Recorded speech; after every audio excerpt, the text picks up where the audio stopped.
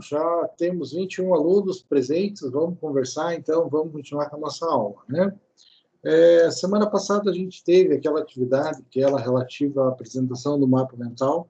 Eu não sei aqui com relação à turma de vocês, pessoal, mas com relação à outra turma, o pessoal deu uma choradinha porque não deu tempo de fazer uma série de situações. Então, vou abrir aqui o de vocês também, vamos ver quantos fizeram. Só um minutinho. 24, tá?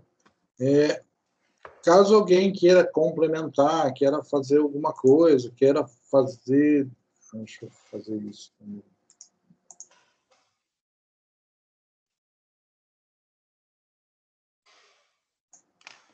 Só um minuto. Não, aqui de vocês eu já não tinha limitado. Caso alguém queira complementar, queira fazer de novo, queira ver alguma coisa, achar que alguma coisa é preciso para fazer nessa atividade, eu abri novamente o formulário, tá? Então, está à disposição de vocês até a semana que vem para fazer isso, tá? Semana que vem, eventualmente, a gente não tem aula, porque em Jaguaraíba eles instituíram a quinta-feira santa, né? Eu conheço a sexta, mas aí tem a quinta também. Então, a gente não tem aula na quinta-feira do semana que vem, porque eu acho que é a semana que antecede a Páscoa, né, pessoal? Então, a gente não tem uma aula específica na semana que vem. Logo, nós vamos ter apenas uma aula ainda, que vai ser a aula anterior à prova. Prova, infelizmente, nós vamos ter que fazer nesse mesmo sistema, então vai ser aquele faz de conta que nós estamos fazendo uma prova muito difícil, tal, por mais que eu seja criativo, vocês têm aí o Google para ajudar vocês, então é realmente uma avaliação que faz de conta, eu espero que vocês levem a sério, tá? Mas, então, temos mais 2 aulas, e o tema que eu tenho para essa aula, vocês não se assustem, quem for olhar no Moodle, porque eu tenho uma apresentação que, para a aula de hoje, ela tem 36 slides, tá? Mas, na verdade, ela está montada dessa forma porque eu não sei exatamente até que ponto a gente chega, tá? Até que momento a gente chega, se a gente faz a metade disso, se a gente faz tudo isso, como é que tá? Porque hoje o nosso foco, pessoal, é falar do quê? É falar de princípios do direito processual do trabalho, né? Então, aqui, como sempre, meu contato, vocês já têm, são carecas de saber, né? E hoje a gente fala de princípios do direito processual do trabalho. Então, como é bastante coisa, eu coloquei tudo numa aula só, e daí, aonde a gente terminar hoje, terminou, e se der para ver tudo, ótimo, senão a gente termina os princípios na próxima semana, que for ter aula. Não na próxima semana, mas na semana da próxima aula, o dia que for ter a próxima aula. Bom, falando de princípios, pessoal, a gente vem aqui primeiro para um conceito de princípio de Celso Antônio Bandeira de Mello, né, que é mandamento nuclear do sistema, verdadeiro alicerce dele, disposição fundamental que se irradia sobre diferentes normas, compondo-lhes os espíritos e servindo de critério para sua exata compreensão e inteligência, exatamente por definir a lógica a que a racionalidade do sistema normativo, no que ele confere a tônica e lhe dá sentido harmônico. Tá? Então, qual que é a ideia de princípio, pessoal? O princípio é aquela ideia fundamental. O princípio está lá na base da pirâmide, né? Você pensa com o ordenamento jurídico, você pensa naquela pirâmide que vai diminuindo conforme chega no topo, né? E o que está no alicerce, na verdade, são princípios, são regras fundamentais, aquela regra basilar, né? Nós vamos ter princípios de diversas categorias diferentes. Nós vamos ter princípios gerais do direito, vamos ter princípios do direito processual, princípios do direito constitucional, princípios do direito processual do trabalho. Então, cada ramo, cada instituto, princípio da execução, princípio da defesa, princípio da inicial. Então, nós temos diversos níveis de princípio. E aqui a gente vai fazer um apanhado daquilo que tem um enfoque direto na nossa disciplina, que é o direito processual do trabalho. Tá? Então, a gente fala a respeito do direito processual do trabalho e vai fazer uma varredura desses princípios. Então, o princípio é o quê? É uma norma, via de regra, não escrita. Algumas vezes a gente vai ter princípio escrito na norma, como é o caso, por exemplo, do direito consumidor. O direito consumidor ele é um direito, e o Código Nosso de Defesa do Consumidor, ele não foi concebido só com a ideia de ser norma, né? Ele foi escrito também com a ideia de ser uma cartilha para que o cidadão leia e entenda, né? Então, para que o povão diabólico ganhe o Código de Defesa do Consumidor no sinaleiro, leia e entenda alguma coisa. Por isso, se você pegar lá na parte inicial do Código de Defesa do Consumidor, vai ter uma parte que ele fala de princípios. Mas o normal é que a lei não traga princípio no seu conteúdo, e que o princípio esteja lá na doutrina, esteja naquelas leis fundamentais do nosso sistema jurídico. Então, princípio é algo basilar, é algo que serve, como ele diz aqui, para demonstrar a lógica sobre a qual o legislador seguiu para criar aquela norma. Então, isso é princípio, a ideia básica, né? A ideia é que nos demonstra quais são os valores que o legislador tentou perpetrar por meio daquela lei criada. Tudo bem? Uma coisa bastante interessante que a gente tem que colocar, sempre fala, não sei se já falei para vocês, né? Mas é que, eventualmente, a gente tem aquele problema das famosas antinomias jurídicas. A antinomia jurídica é quando eu tenho uma norma que está em conflito com outra norma. Tá? Isso pode acontecer? Pode. Tá? E daí eu tenho várias formas de resolver a questão das antinomias jurídicas. Quando eu tenho duas normas, qual que eu escolho? Aplica aquela, aplica outra. Tá. E, eventualmente, pessoal, a gente vai poder ter uma norma, né, uma lei, né, um pedaço da lei, que vai aparentemente estar em conflito com um princípio. Puxa vida, o que eu faço se eu tenho um princípio da execução trabalhista e tenho um pedaço da lei trabalhista e eu leio os dois e eu acho que está em conflito? O que eu faço? O que eu aplico? É importante deixar bem claro, pessoal, porque a gente tem a ideia de que o princípio é maior, que o princípio vem antes, que o princípio é fundamentador. Mas nós não podemos esquecer que o legislador, quando criou a lei, ele conhecia o princípio também. Tá? E naquele caso concreto, ele optou por fazer da forma com que ele colocou na lei. Logo, a resposta é a seguinte, por uma questão de especificidade. Se eu tenho duas normas, uma norma é bem mais específica, é bem certinho, encaixada naquele caso, eu vou aplicar a norma mais específica. A lei especial derroga a lei geral. Se eu estou diante de uma relação de consumo, eu aplico o Código de Defesa do Consumidor e não o Código Civil, por mais que aparentemente apareçam os dois. Se eu tenho uma norma específica a um caso e tenho um princípio, a norma é muito mais específica do que o princípio. Ok? Então, eu sempre aplico a norma se aparentemente eu achar que existe um conflito entre os dois. Tudo bem? Por quê? Porque o legislador conhecia e ele optou por fazer daquela forma. E a especificidade é uma forma de resolver antinomias jurídicas, ou seja, conflito entre normas existentes no nosso sistema jurídico. Tudo bem? Então, isso é princípio, pessoal. Hoje, nós só falamos com relação a princípio.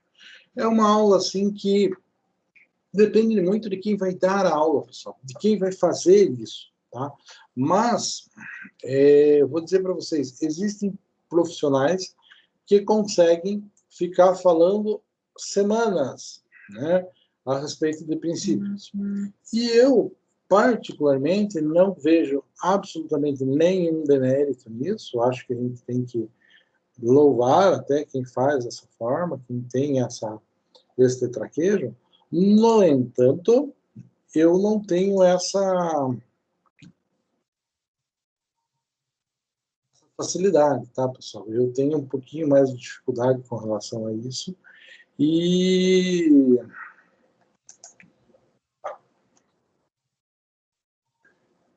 eu consigo ver a coisa de uma forma um pouquinho mais objetiva, tá? Princípios é muito importante, é muito legal, tudo, mas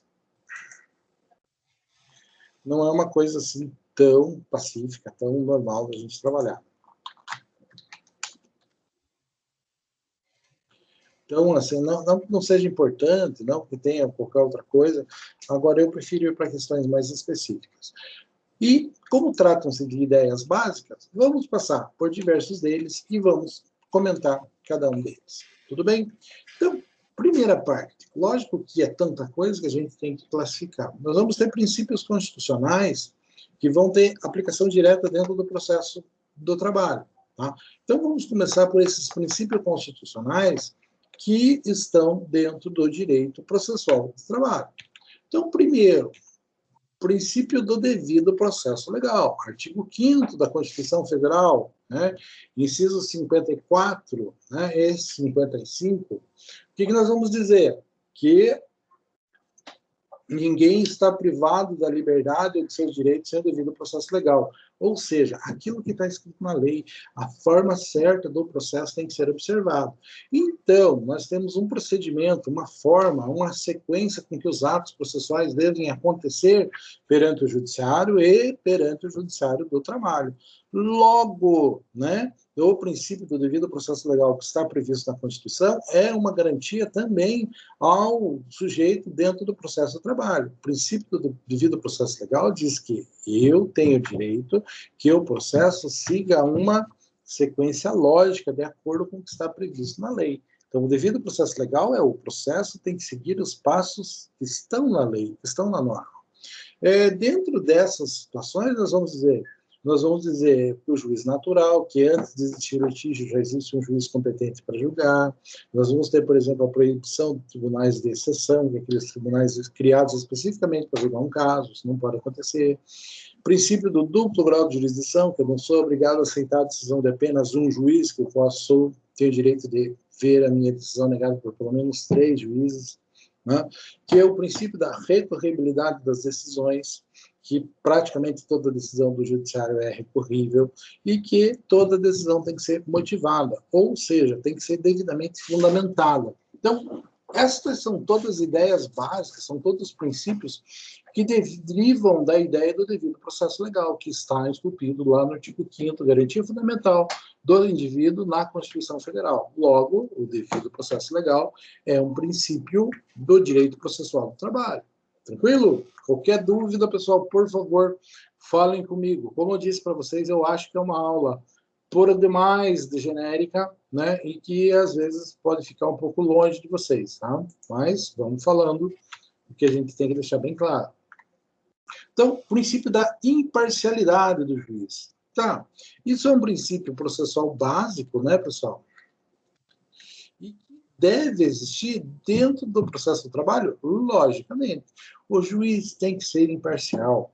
O juiz não pode pender para o julgamento nem para um lado, nem para o outro. Tá? E isso em qualquer área do judiciário, tanto é que é um direito fundamental que está lá na Constituição, né? E também está aqui regulamentado dentro da consolidação das leis do trabalho, dentro da CLT. Então, o juiz que presidirá, o juiz classista, seja lá como for, né? Aqui falo do juiz classista na época que nós tínhamos as juntas de conciliação e julgamento, e antes da atual visão do direito do trabalho, que são vários trabalhos presididos por um juiz, né, que nós não temos a figura dos classistas, que eram representantes dos sindicatos dos trabalhadores e dos empregadores, né, nós não temos mais essa figura, mas a lei ainda fala, naquela época, que o magistrado deve ser uma pessoa imparcial, ele não deve pender nem para um lado, nem para outro, tá? Ele não deve ter.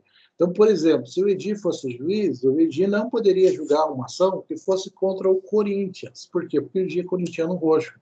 Eu não ia me sentir à vontade de julgar um processo contra o Corinthians, e se eu julgasse a favor, ia ter gente dizendo que eu estava roubando para o Timão. Tá?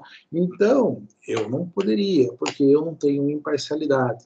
Dentro dessa questão da imparcialidade, de você não poder pender para um lado ou para outro, dentro daquela ideia de que o magistrado não pode ficar mais feliz porque ele viu uma coisa ou viu outra, tá? Porque ele gostaria de ver uma parte feliz e a outra não, porque ele é amigão do advogado e assim por diante. Então, ele não pode ter inimizade com amizade íntima. Tá? Ele não pode se dar mal nem se dar bem demais. Ele não pode ter parentesco ou consanguinidade até o 3º grau civil. Tá? Então, até o 3º grau ele não pode contar. Pessoal, contar grau de parentesco civil é diferente de contar grau de parentesco com o vô e com a tia. Tá? Por quê? Porque lá na família da gente, a gente tem aquela ideia que fulano é meu primo de 1º grau. Isso é uma questão, assim, completamente diferente. Como é que eu conto graus de parentesco civil? Grau de parentesco civil, não sei se vocês já estudaram essa matéria, talvez não, né? Mas eu volto para o ancestral comum, tá? Então, vou tentar escrever aqui para ver se dá. Então, eu tenho aqui uma pessoa, tenho A, né? E eu tenho o irmão dele, que é o B, tá? Como é que eu vou saber o grau de parentesco do A com o B? Eu tenho que voltar para o ancestral comum. Volto para o pai. O pai está aqui. Eu tenho uma, duas. Então, o irmão é parente de segundo grau. O sobrinho, que está aqui, que é o filho do irmão, é parente de terceiro grau. 1, 2, 3. Até o sobrinho ainda não pode julgar. O avô, segundo grau. O tio, terceiro grau. E assim por diante. Beleza? Então, assim que contam graus de parentesco civil. Provavelmente vocês já sabiam, mas isso é matéria que se aprende no último degrau lá do direito civil. Ok? Então, o juiz não pode julgar parentesco por consanguinidade. Consanguinidade é aquele que tem o mesmo sangue. Então, se for meu avô, meu pai, esse não pode de jeito nenhum. E daí, por as afinidades, aqueles ligados ao casamento. Casamento até o terceiro grau. Beleza? Beleza. Que tem interesse na causa, por algum motivo eu vou ser beneficiado, eu vou estar ligado naquilo de alguma forma, o juiz também ganha, tem dinheiro, tem interesse, tem patrimônio, tem uma série de situações. Então, sempre que o juiz gostaria, por algum motivo, ou que uma parte ganhasse, ele vai ficar mais feliz se uma parte ganhar por algum motivo, se ele tiver qualquer tipo de interesse, e não precisa ser interesse financeiro, tá? O juiz é absolutamente impedido, né? Ele não tem parcialidade no processo, ele não tem imparcialidade, ele tem parcialidade, ele depende para que uma parte ganhe, logo ele não pode trabalhar no processo. Então, o princípio da imparcialidade do juiz também deriva lá do nosso direito constitucional. Princípio da isonomia, pessoal. Está colocado na Constituição Federal, artigo 5º, todos são iguais perante a lei, sem distinção de qualquer natureza, garantindo-lhes aos brasileiros e aos estrangeiros residentes no país a inviolabilidade do direito à vida, à liberdade, à igualdade, à segurança e à propriedade. Tá? Então, esse é o que está colocado lá, o princípio da isonomia, consagrado na Constituição Federal. Quando nós falamos de princípio da isonomia, juridicamente falando, nós temos que colocar um pouquinho mais de esclarecimento com relação a isso e ter a ideia de que isonomia jurídica, para nós, é o que Rui Barbosa fala. E Rui Barbosa fala que isonomia jurídica é tratar os iguais de forma igual e tratar os iguais de forma desigual na proporção da sua desigualdade. Isso justifica por que o direito do trabalho trata de forma diferente o empregado do empregador.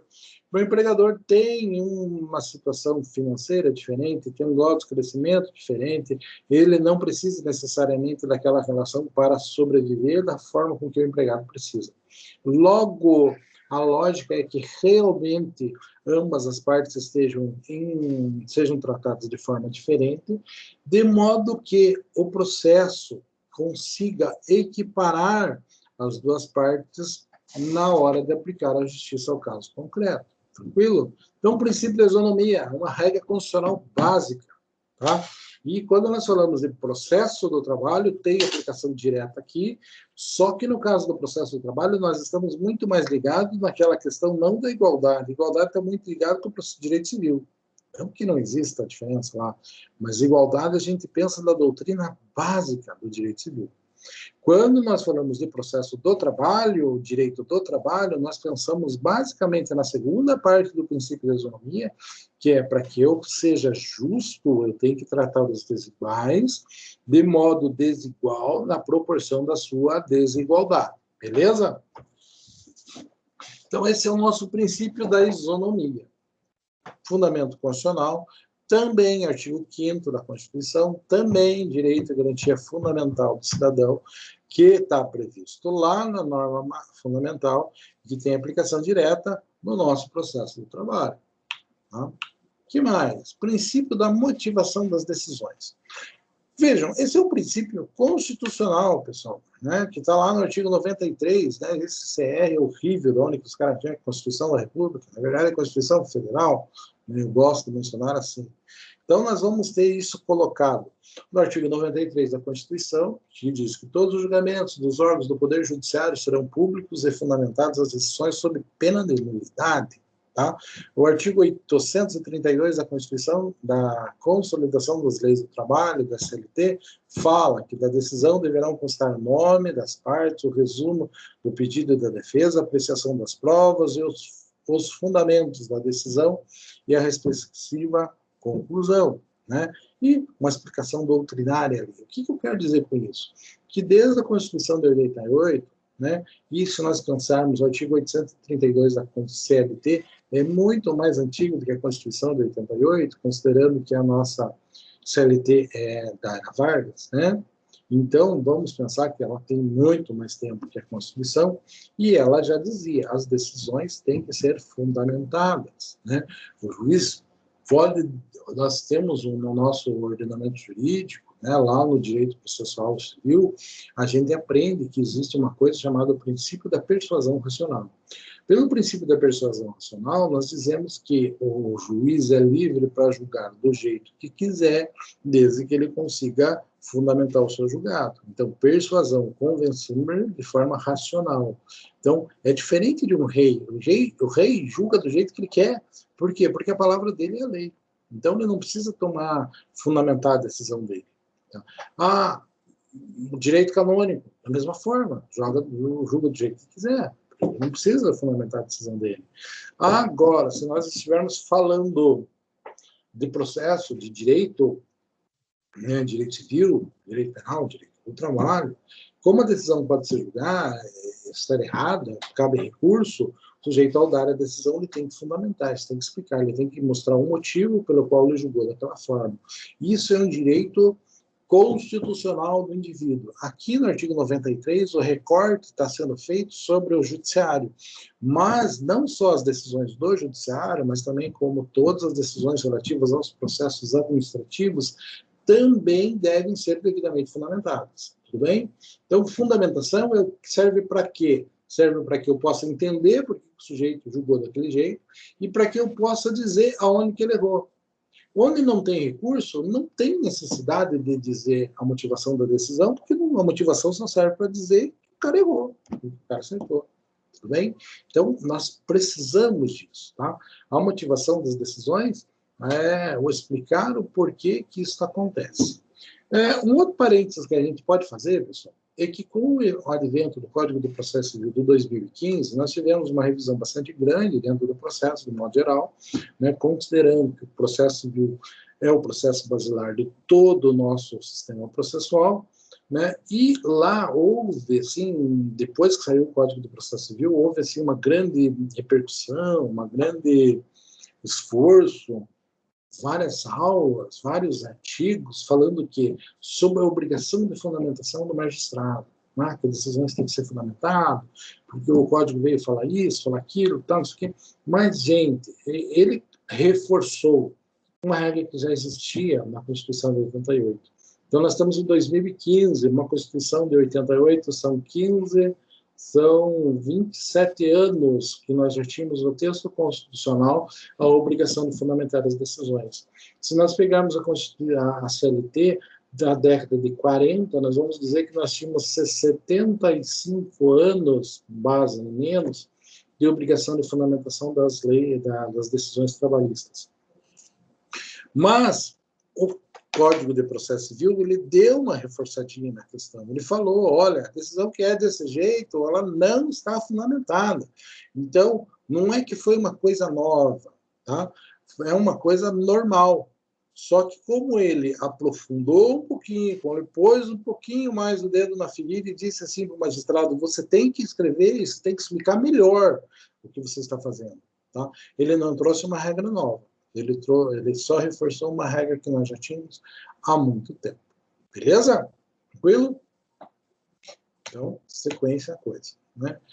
Estou mencionando aqui um julgado com relação ao requisito de validade da prestação judicial, né, a necessidade de validade dos argumentos, tal. Então, aqui é um julgado que está explicando, né, lá de 2001, do TST, que tem que ter a devida fundamentação, que o juiz tem que levar, demonstrar, conduzir o leitor a entender por que ele está julgando daquela forma. Tá? O juiz não tem o poder de julgar do jeito que ele quiser. Ele tem o poder de julgar da forma com que ele consiga explicar. Então, persuasão racional. O juiz tem que ser persuadido, tem que ser convencido racionalmente para que ele possa explicar o conteúdo do seu julgado. Ok? Então, digamos assim, esta jurisprudência tem muito a ver com relação a isso. Esta aula, pessoal, esta apresentação ficou um PDF relativamente grande, né? Mas que serve assim como um livrinho de mão, assim, para vocês verem mais rapidamente, o princípio tal é isso, é aquilo, tal. A ideia é servir de guia para vocês e, obviamente, que eu não vou ficar lendo as coisas para vocês aqui, tá? Outro princípio interessante, pessoal, o princípio da publicidade, também no artigo 95 da Constituição Federal, né? Diz lá, todos os julgamentos dos órgãos do Poder Judiciário serão públicos e fundamentados todas as suas decisões. Então, é um pedacinho anterior daquilo que nós tínhamos falado com relação à regra da fundamentação. Mas, teoricamente, se você está fazendo a justiça, se está aplicando aquilo, ele vai ser público. Tá? De modo que, via de regra, as audiências públicas, qualquer um pode assistir, e os julgamentos são públicos. O tribunal normalmente trabalha de portas abertas, e via de regra as audiências também devem acontecer de portas abertas. Hoje, muito mais difícil, porque nós temos feito muita coisa online em função da pandemia há mais de ano, né? Mas isso deu tão certo que a gente com certeza vai ter muita coisa que vai continuar funcionando desse jeito. Eu acredito, por exemplo, claro que não é o exemplo do judiciário, que reunião do professor nunca mais vai ser presencial em Jaguaraíba, porque daqui lá, para sentar e conversar com os caras, que a gente pode fazer aqui do mesmo jeito, fazer as mesmas piadas, conversar e resolver tudo do mesmo jeito, sem sair de casa, isso sendo, inclusive, mais barato para o empregador, não faz sentido que a gente se reúna aí mais, tá? Assim como em qualquer outro lugar. Mas o judiciário deve também passar por algumas alterações depois dessa experiência que na sua grande maioria é muito bem sucedida, pelo processo de informatização. No entanto, nós temos uma regra constitucional que diz, tudo é público. Estou no fórum, quero ver uma audiência, entro dentro da sala, ninguém vai poder reclamar, ninguém pode achar ruim. É normal o juiz limitar a quantidade de pessoas que vai assistir determinada audiência, por quê? Para não causar tumulto. Né? Aqui nós temos instituições públicas aqui em Ponta Grossa que pedem que os estagiários, que os alunos façam sim audiência desde o terceiro ano do curso e tem que fazer 50, 100 audiências no ano. Então, às vezes tem determinado tipo de audiência, assim, determinada de audiência penal que tem fila de gente. Tem audiência que o juiz, em vez de fazer na sala de audiência, faz no tribunal do júri para os caras conseguirem assistir. E para não causar tumulto, é normal que o juiz diga, só pode entrar os primeiros 6, não pode entrar mais gente. Então, isso ele pode fazer por quê? Porque ele tem o poder de presidir a audiência, ele não está tolhendo o direito de ninguém, ele está colocando ordem no parquinho. Tá? Aí, uma coisa diferente.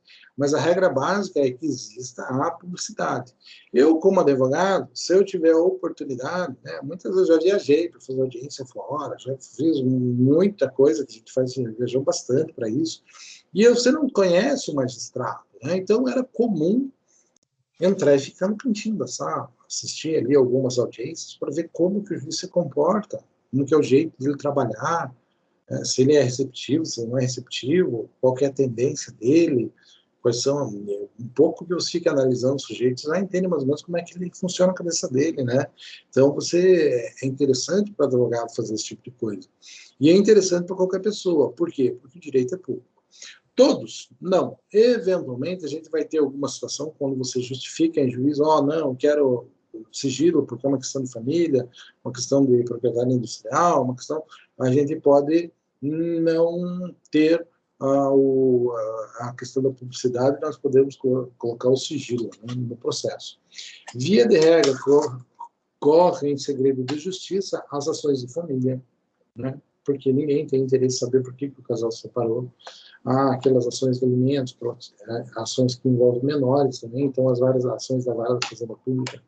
Não, desculpe, não ações da vara da Fazenda Pública.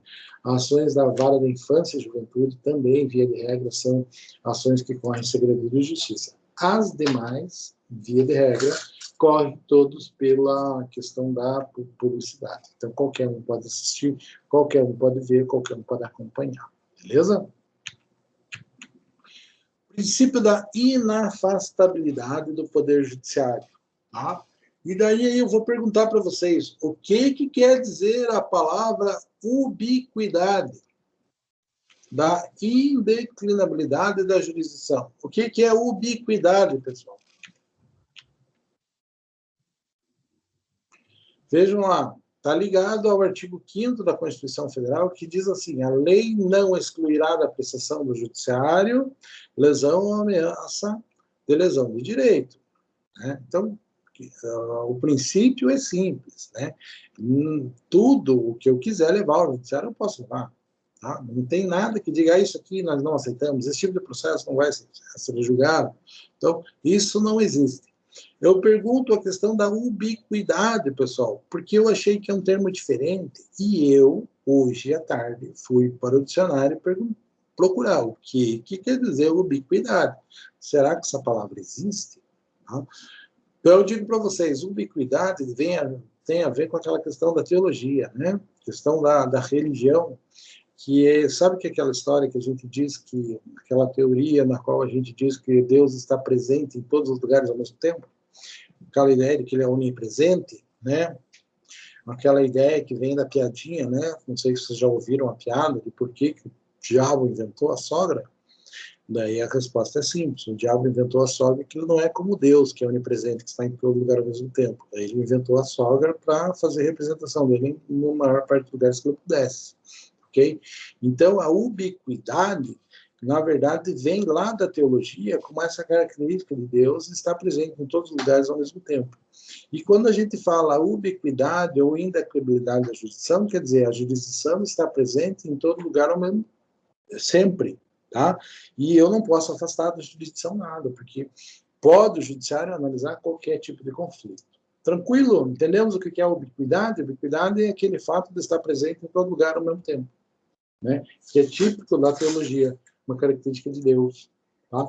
E a nossa jurisdição também tem a característica de ubiquidade, ela está presente em todo lugar ao mesmo tempo e nós não podemos privar dela analisar determinado litígio. Tá? Isso também é um direito fundamental, constante lá do artigo 5º da Constituição Federal, inciso 35.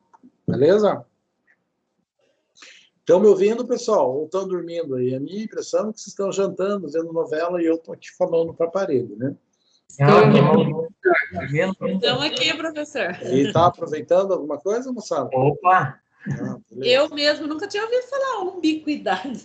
Ubiquidade. Não, vou ser sincero com você. Eu perguntei porque eu nunca vi falar o termo. Eu também não. Agora que o senhor falou, eu até anotei aqui, eu vou anotar para eu não esquecer. Não, e não é um termo jurídico, tá? É um termo que vem da teologia. Como aí em Jaguaraí, a gente sabe que é cheio de carola, né? Tanto crente quanto católico, né? Então, talvez alguém saiba, né? Mas não foi o caso de vocês. Então, eu não sabia, tá? Mas tranquilo, ainda é pegar coisas diferentes, aprendendo coisas diferentes. Outro princípio, pessoal, bem interessante, princípio da razoabilidade da duração do processo. Está lá no artigo 5º, também, inciso 78, né, que diz: no âmbito do judiciário, administrativo, serão assegurados a razoável duração do processo e os meios que garantam a celeridade à sua tramitação. Tem um ditado popular, né? A gente diz assim que a voz do povo é a voz de Deus, né? Mas tem um ditado popular que diz assim, que a justiça tarda não é justiça, a justiça tardia não é justiça. Também a gente vai ter outro ditado assim que a justiça tarda, mas não falha, né? Então, tem ditado do jeito que você quiser.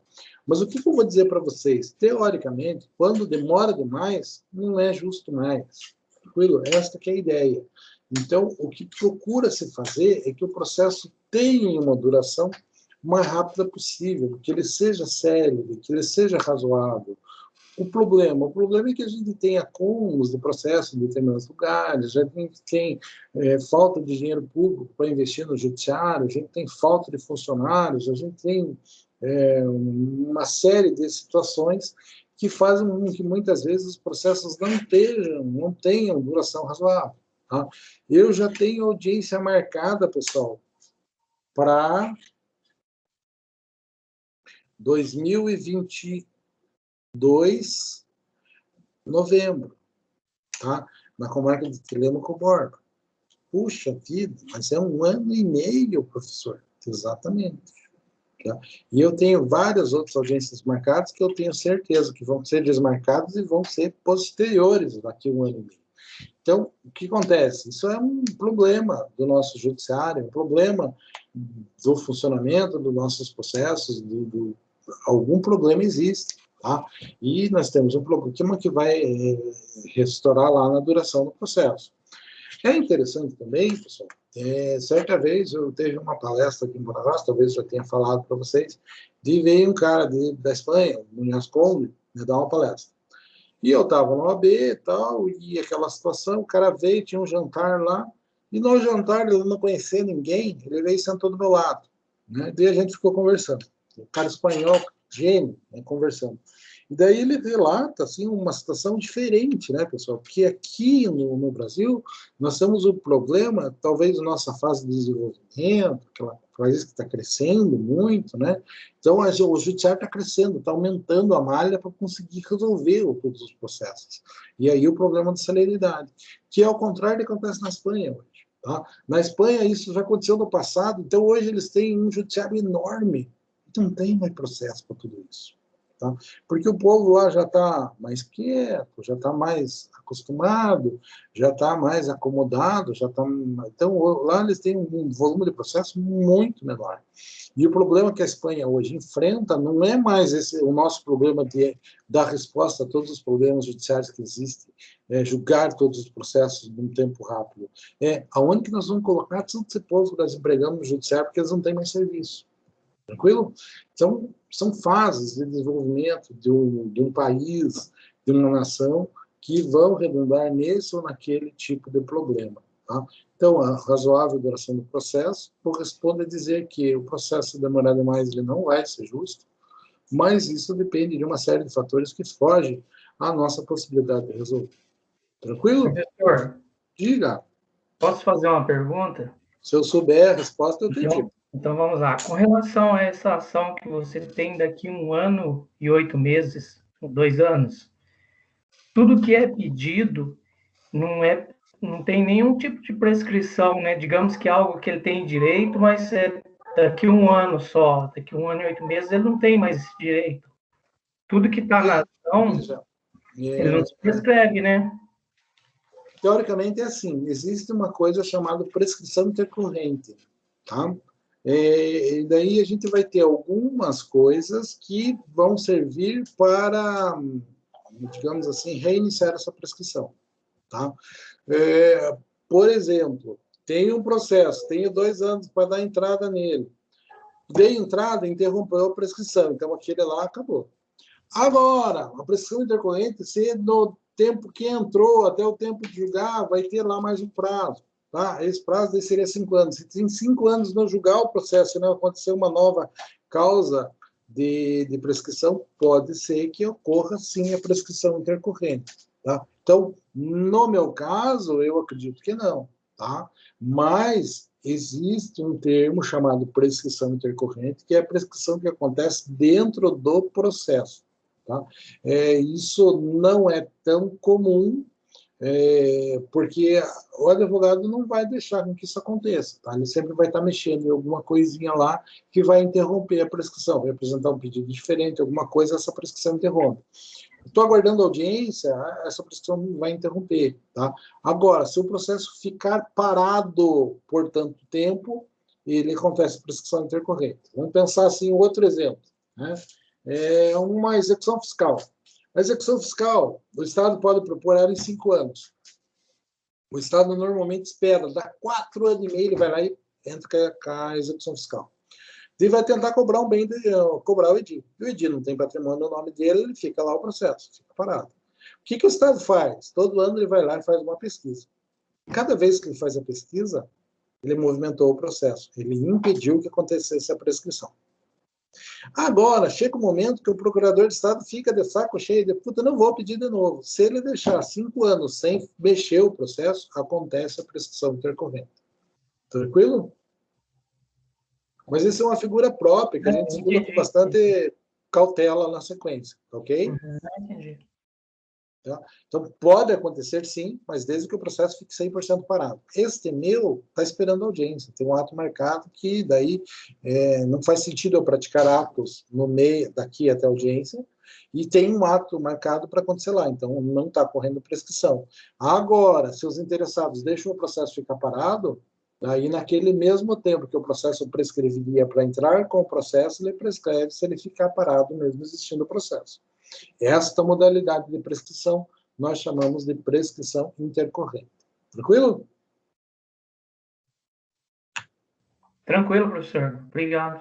Então, beleza. Então, às vezes eu falo assim, mas são coisas que tendem a ser, às vezes, um pouco diferentes, mas o ideal é falar o máximo possível, tentar tornar a coisa mais próxima de vocês possível. Tá? Viu, professor? Só mais uma perguntinha. Digamos que nesse processo, um dos pedidos é hora extra, tá? E é 50%, e daqui 3 anos, quando chegar lá em novembro, quando você for lá, não é mais 50%, é 30%. Houve uma nova convenção coletiva e baixou esse de 50 para 30%, ou aumentou de 50 para 80%.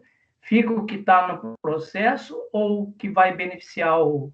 Não, fica o que está no processo. Está no processo? Não, beleza. Tá no processo.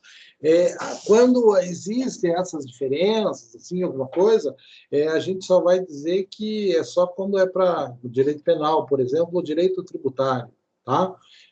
No direito penal ou no direito tributário, que são ramos do direito relativamente semelhantes, a gente diz que uma modificação da lei se aplica aos fatos ocorridos, se aplica posteriormente aos fatos já ocorridos, quando é para beneficiar ou o réu ou o contribuinte.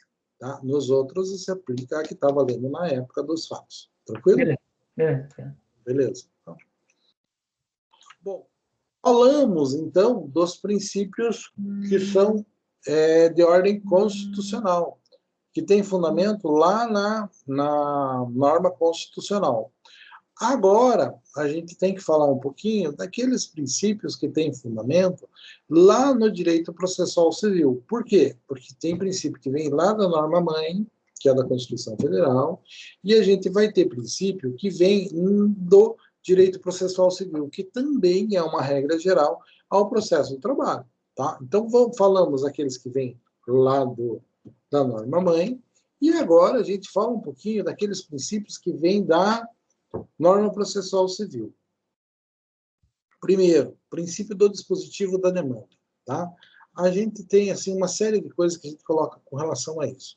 Princípio do dispositivo, acredito que eu falei para vocês já. Não, mas o princípio do dispositivo é aquele princípio que diz que existe um dispositivo que tem que ser acionado no processo civil e no processo de trabalho também.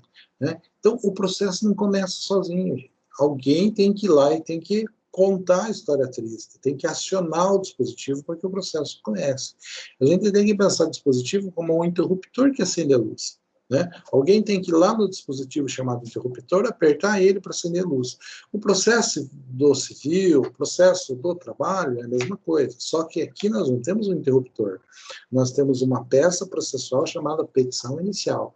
Então o interessado vai lá, faz a petição inicial, protocola no processo. E com esse ato ele aciona o interruptor e o processo inicia. Tá? Então, isso é princípio da demanda, de eu demandar em juízo, ou o princípio do dispositivo, de eu ir lá e acionar. Então, tem que ser feito isso consta do artigo 2º do Código de Processo Civil. Pessoal, eu não tenho certeza não. Esta parte, há um tempo já que eu tinha, eu acredito que ela está feita mencionando números de artigos do Código de Processo Civil anterior.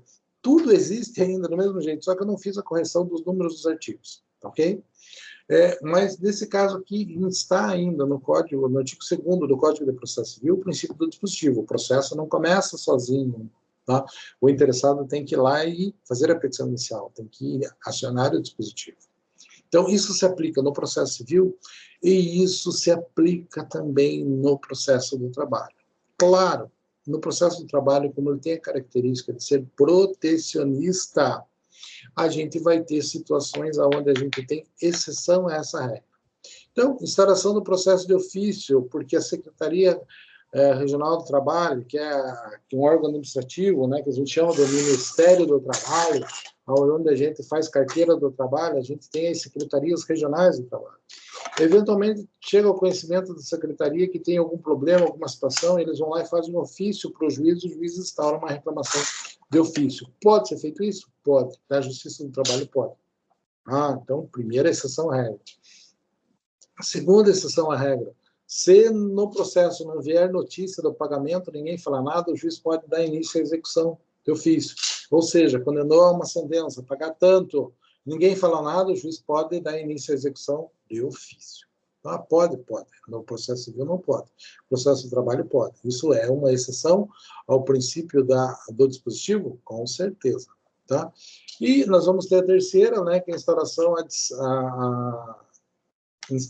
de instância do dispositivo coletivo, tal, que são aquelas ações coletivas de segunda instância, bem complexas, que também pode ter uma instauração a pedido de um presidente de um tribunal do trabalho, ok? São exceções à regra. Mas a regra básica é a mesma. O processo só começa se alguém perguntar, se alguém pedir, se alguém fizer uma petição inicial, tá? O que mais, pessoal, nós temos ligado a isso?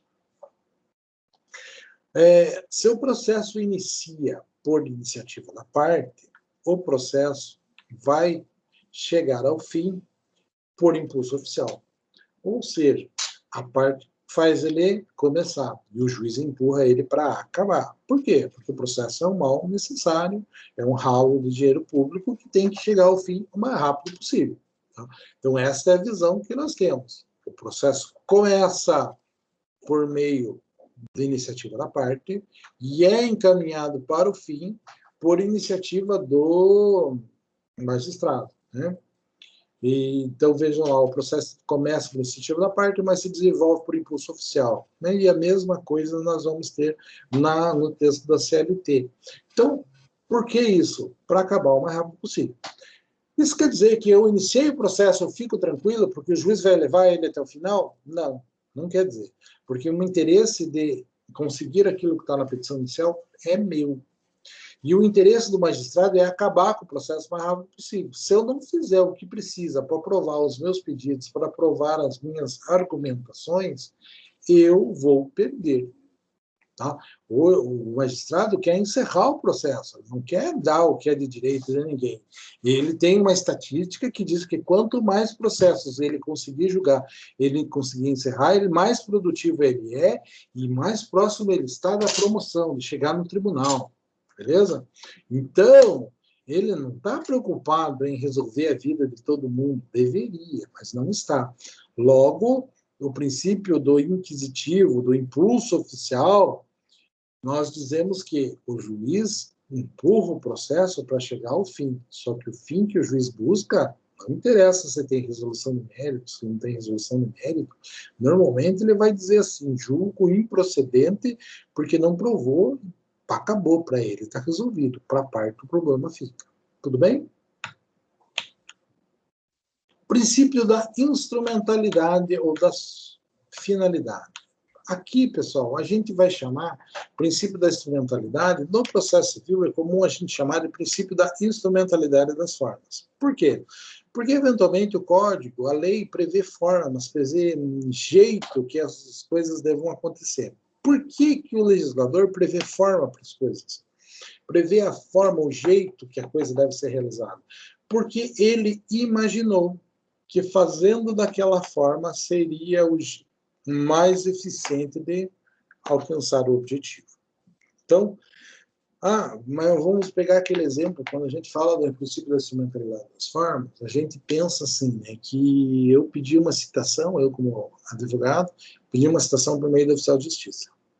Então, como é que vai ser a citação? A citação vai ser assim, né, chega lá no cartório, faz o mandato, distribui o mandato, vai para o oficial de justiça, o oficial de justiça vai na casa da parte, entrega para a parte, faz uma certidão, entregou, a parte assina que entregou, o oficial de justiça volta, faz uma certidão que entregou, dá no cartório, o cartório junta no processo e faz uma certidão juntando, dizendo que no dia tal juntou.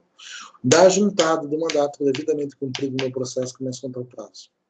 Putz, então é extremamente formal, né? Um monte de coisa para fazer, para dizer que o cara está citado, por exemplo. Agora, vamos imaginar que aconteceu de uma forma diferente. Eu entrei com o processo e mandei o aviso, vou te processar, você vai ver o teu. E o cara não aguenta, duvida de mim, ele vai lá no fórum e pergunta, é verdade que tem um processo contra mim? O cartorário acha o processo, olha para a cara dele e diz assim, é verdade, quer ver? Quero. Assine aqui. Ele assina. O que aconteceu nesse momento? O sujeito se deu por citado naquele momento. Tá? Precisou fazer tudo aquilo? Não precisou fazer nada. Tá feito aquilo que o advogado pediu, que está descrito na lei, como é que cumpre o seu mandato, por meio da sua justiça? Não aconteceu aquilo. Mas o cara ficou sabendo? Ficou. Atingiu o resultado? Atingiu. Parabéns. Né? Então, a instrumentalidade da forma, toda aquela formalidade prevista pela citação por meio de edital, ela foi prevista porque era o jeito mais eficiente para não dar merda, para não dar erro no meio do caminho. Mas se você conseguiu fazer de outro jeito, eu tenho que te dar os parabéns e não lhe penalizar. Isso que o princípio da instrumentalidade ou da finalidade quer dizer. É assim no processo civil e é assim no processo do trabalho também. Então, instrumentalidade, às vezes, ele se contrapõe à simplicidade. Às vezes você faz algo extremamente simples, deu certo, parabéns para você. Tá? Agora, a instrumentalidade está ligada à ideia de instrumento para o magistrado é prova. Então, a instrumentalidade quer dizer provar. Qual que é o jeito mais eficiente de fazer o negócio e provar que foi feito? Então, é desse jeito. Então, a instrumentalidade, às vezes, se contrapõe um pouquinho à ideia de simplicidade. Mas as formas são instrumentais, são ferramentas. Se eu conseguir chegar de outro jeito, o que interessa é a finalidade e não a forma com que foi feito. Tudo bem? Entendemos isso? Sim. Oi? Não, entendido, professor. Então, princípio da impugnação específica, pessoal. No princípio da impugnação específica, a gente tem, né, aqui vamos ignorar o artigo do Código do Processo Civil. Professor, né? Diga. O que significa inquinados? Aonde que você viu isso? Artigo 794 da CLT, aqui no princípio da instrumentalidade que o senhor estava falando? Puxa, deixa eu pesquisar aqui para mim ver, porque às vezes... Olha lá, nos processos sujeitos à apreciação da Justiça do Trabalho, só haverá nulidade quando resultar dos atos inquinados manifesto prejuízo às partes litigantes. Não, os fatos inquinados, aí quer dizer que um dos fatos alegados gerou... Então, eu vou alegar alguma nulidade, tá? Quando que vai ser decretada essa nulidade? Quando eu mostrar que aquele fato que eu estou argumentando realmente causou prejuízo. Tá? Inquinados é mostrar, então, no caso? Os fatos inquinados, os fatos apontados, os fatos arguidos, os fatos que eu estou combatendo, entende? São esses fatos que ele está querendo dizer. A CLT é um texto inicial de 1940, tá? E se nós conseguimos achar advogado de acuo hoje que usa palavras absurdas, imagina na década de 40, tá? Então, alguma coisa a gente vai achar com relação a isso. Mas a ideia da instrumentalidade é exatamente essa. O que diz lá? Olha, você está alegando que tal coisa foi feita de jeito diferente. É nulo, quero que faça de novo. Só vou fazer de novo se tiver prejuízo. Tá? Foi feito de outro jeito, mas deu certo. Atingiu a finalidade que a lei buscava, eu tenho que dar os parabéns para você e não me penalizar. Tranquilo? Entendeu? Entendi, professor. Obrigada. Ótimo. Tá? Princípio da impugnação específica. Pessoal, aqui vem contra aquela ideia da... Nós chegamos a falar de contestação já, pessoal? Eu não tenho certeza, mas eu acho que sim. Então, o que acontece?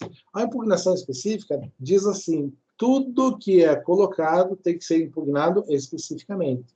Tá? Então, quando eu vou apresentar uma resposta, quando eu vou apresentar uma contestação, eu não posso fazer uma defesa genérica.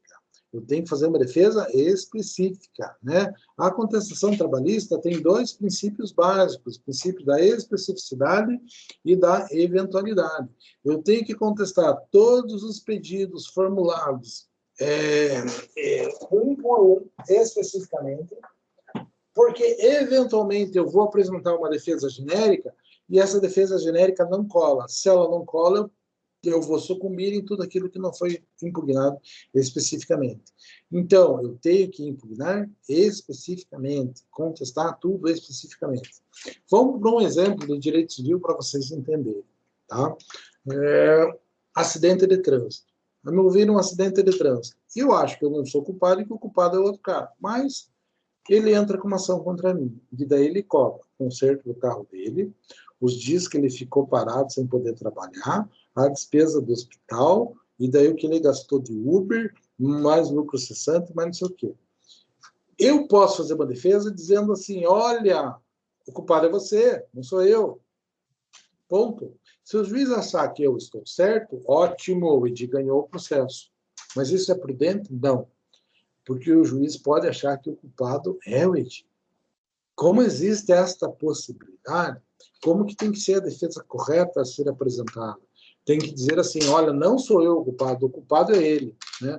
Daí tem a expressão latina interessante, né, que é ad argumentando um tanto, ou que quer dizer assim, caso Vossa Excelência entenda de outra forma, entenda diferente, apesar de eu não ser o culpado, eu vejo aqui, ele está pedindo o conserto do carro dele, está pedindo tanto, o carro dele não vale tudo isso. Não, estou juntando outro orçamento aqui, dizendo que ele está pedindo 5 mil, dava para arrumar com 1.500. Né? O gasto que ele gastou de carro é absurdo, porque ele trabalha 2 quadras do trabalho dele, na casa dele, e assim por diante. Eu tenho que contestar um por um de tudo que foi pedido, tenho que impugnar tudo, todos os documentos juntados. É um ônus que eu tenho. Se eu não faço isso, com relação àquilo que eu silencio, eu estou consentindo. Neste ponto, pessoal, aquilo que o povão diabólico tem por ditado é verdadeiro. Tá? Quem cala, consente. Via de regra. Tranquilo? Exceções à regra, né, pessoal? Tem exceção à regra? Tem. Ministério Público não quer dizer que ele cala, consente, porque é muito processo, promotor G. Advogado dativo e curador especial também. Eles têm assim, uma certa colher de chá, porque eles não são diretos detentores do direito. Tanto a MP quanto o advogado dativo são vários processos diferentes. É complicado você contestar especificamente um por um dos argumentos da defesa. Tá?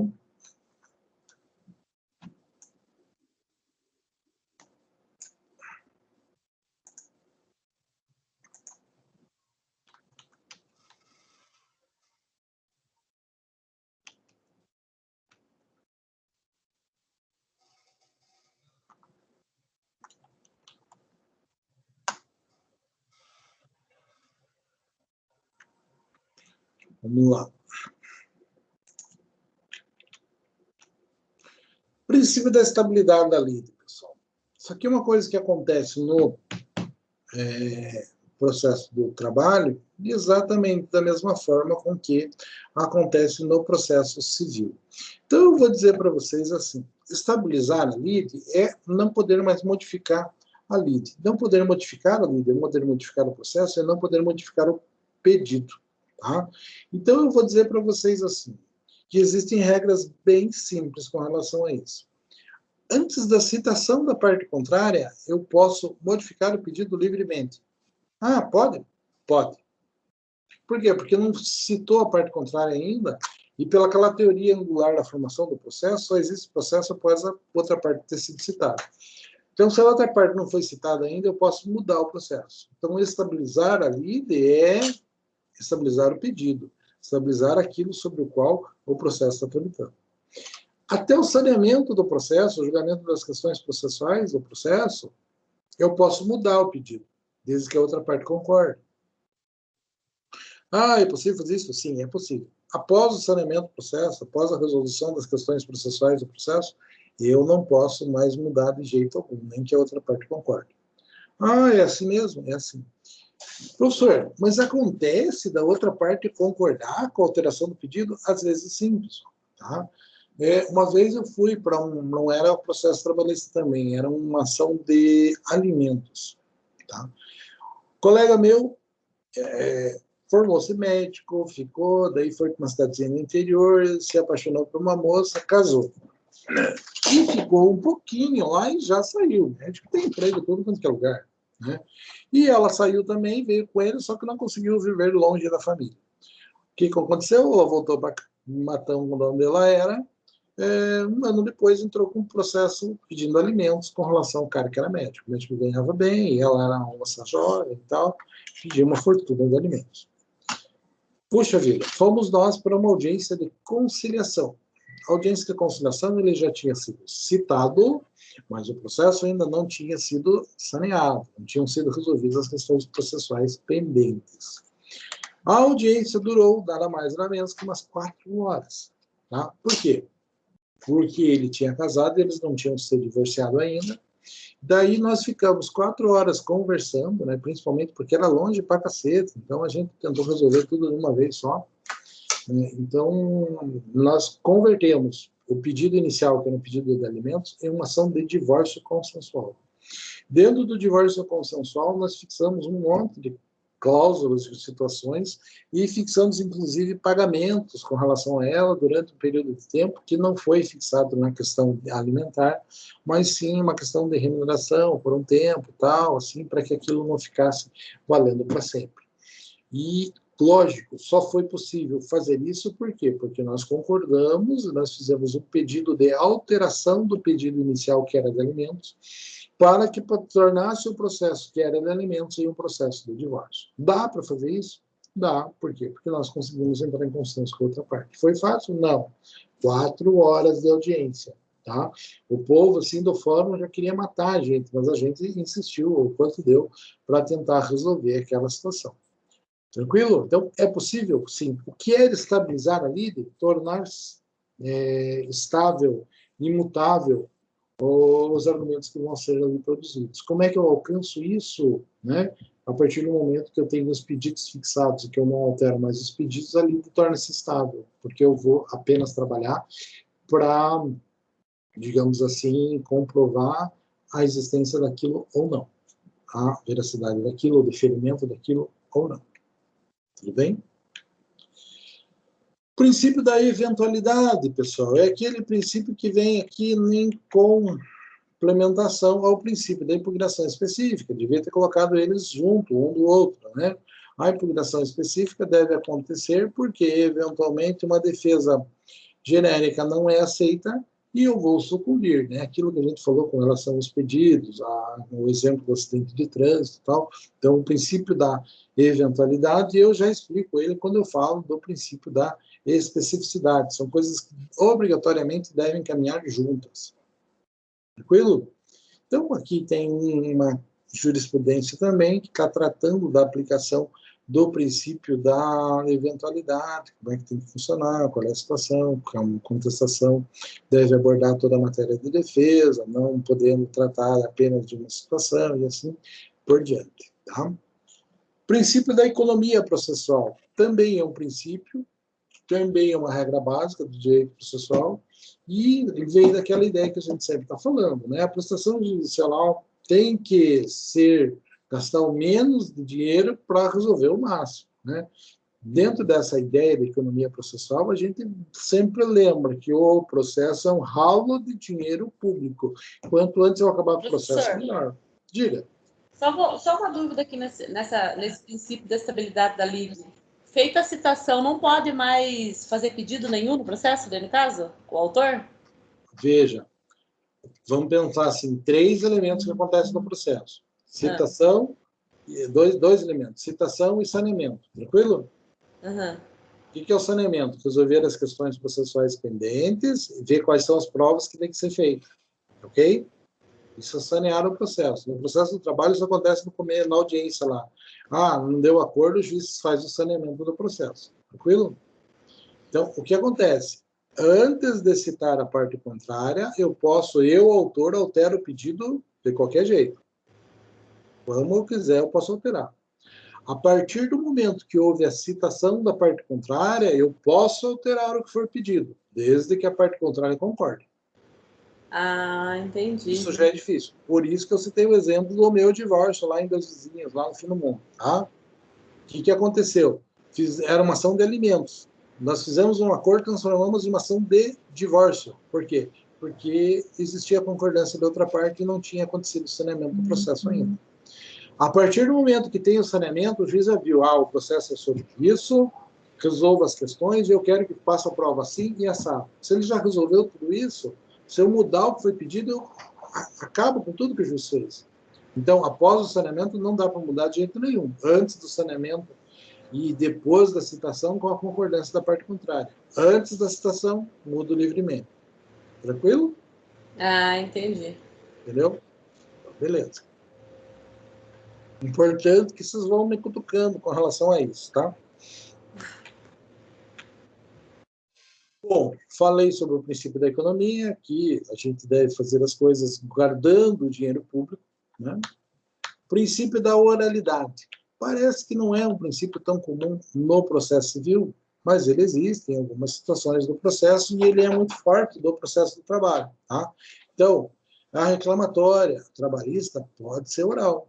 Eu posso chegar lá no balcão da vaga de trabalho e contar uma história triste para o cara vai ter que escrever aquilo no papel e aquilo transforma-se numa reclamatória. Então, o princípio da oralidade que existe no processo civil em alguns poucos momentos lá é muito forte. Tá? A defesa, o reclamado chegou na audiência, não apresentou defesa, ele pode fazer oral? Pode. E é muito comum que termine a audiência de instrução, né, ouviu todo mundo, que o juiz passe a palavra para as partes para que elas façam suas razões finais, suas alegações finais oral na audiência. E, infelizmente, a grande maioria dos advogados faz elas remissivas, ou seja, remeta a tudo aquilo que eu já tinha falado no processo antes, que é uma babaquice, né? Os caras ficam quietos, têm medo de falar tudo. Agora, pode fazer a argumentação, ali na frente de todo mundo, aquilo vai ser redigido a termo normal. Então, o princípio da oralidade, que existe no processo civil em alguns momentos, também existe na Justiça do Trabalho com uma preponderância muito maior. Beleza? Não existe, pessoal, na Justiça do Trabalho, o princípio da identidade física do juiz. No processo civil existe. Então, eu coloquei aqui em vermelho para vocês saberem. E eu, claro, da TST. Na Justiça da Vara Civil, o juiz que começou a julgar o processo deve ser ele, via de regra, quem julga. Não tem nulidade, muda bastante o juiz. Imagina uma comarca que nem Jaguariúna, que tem processo há 10 anos e que os juízes ficam 6 meses na comarca porque odeiam morar aí, né? Não estou brincando, tá? Mas isso acontece, né? Se eu falasse do princípio da identidade física do juiz, isso é um caos, né? Porque quem começou o processo tem que terminar. Os caras não podiam sair daí. Então, até mesmo na vara civil, né, onde teoricamente esse princípio segue, que aquele que acompanhou a produção da prova deve fazer a sentença, né, isso é forte no processo civil, né, e relativizado principalmente nas comarcas pequenas. Tá? No processo do trabalho não existe, a gente não cobra essa situação do juiz do trabalho. Tranquilo? Pessoal, como eu disse para vocês, eu tenho um monte de princípio para falar.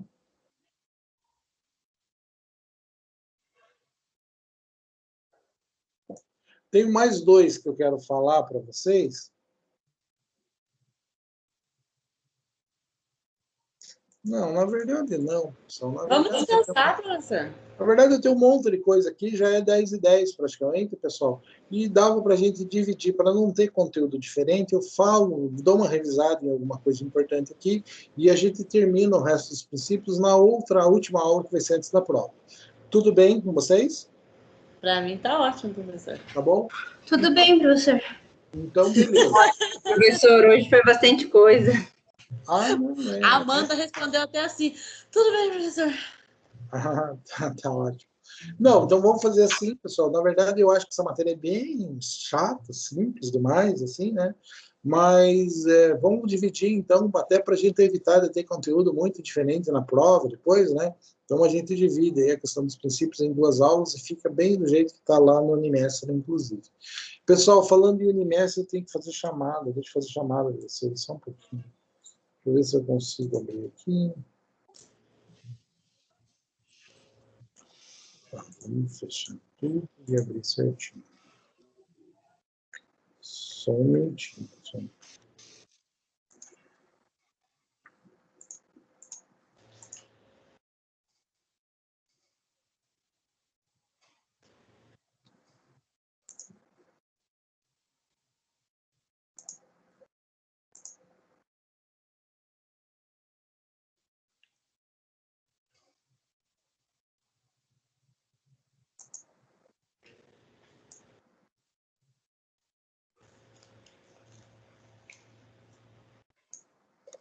Pessoal, estão vendo a minha tela ali, né? E me ajudem a fazer chamada, tá? Amanda Rodrigues, está aí? Estou aqui, professor. Tá. Ana Paula Salgado. Presente. Arlete. Presente. Cíntia. Não. Cristiane. A Cíntia levantou a mão, professor. Beleza. A Cíntia levantou a mão, tá. Cristiane está ali. Daiane. Presente. Jesley. Está ali. Emanuel. Trancou. Estevam. Presente, professor. Fernanda. Está ali. Presente. Gabriel Fogaça. Presente, professor. Hanna. Levantou a mão. Iago. Iago levantou a mão. Jéssica Jamile. Presente. Jéssica Savagin. Presente. Jonathan. Presente. João Carlos. Presente, professor. Josiane. Presente. Lídia. Presente. Lucileide. Presente, professor. Luiz Carlos. Presente, professor. Luiz Gustavo. Presente. Maria Eduarda. Presente. Maria Eduarda. Avereço. Levantou a mão. Maurício está aqui na minha frente, né? Presente, professor. Monique. Monique está? Levantou a mão. Levantou a mão, Monique. Acabou de levantar. Então vamos lá. Nilson. Presente. Paola. Presente. Renata. Presente. Thalita. Presente. Tamires.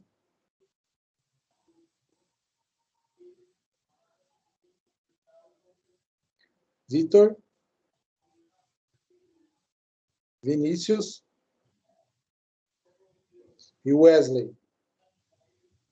Wesley levantou a mão. E o Vinícius levantou a mão agora.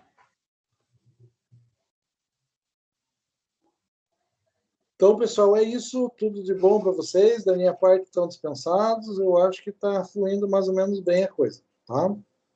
Obrigada, professor. Boa noite. Boa noite, professor. Tudo de bom. Um abraço. Boa noite, professor. Abraço. Eu já Boa noite, baixo a aula, já coloco lá para quem quiser assistir depois de novo, tá? Tá bom, professor. Obrigado. Obrigada, professor.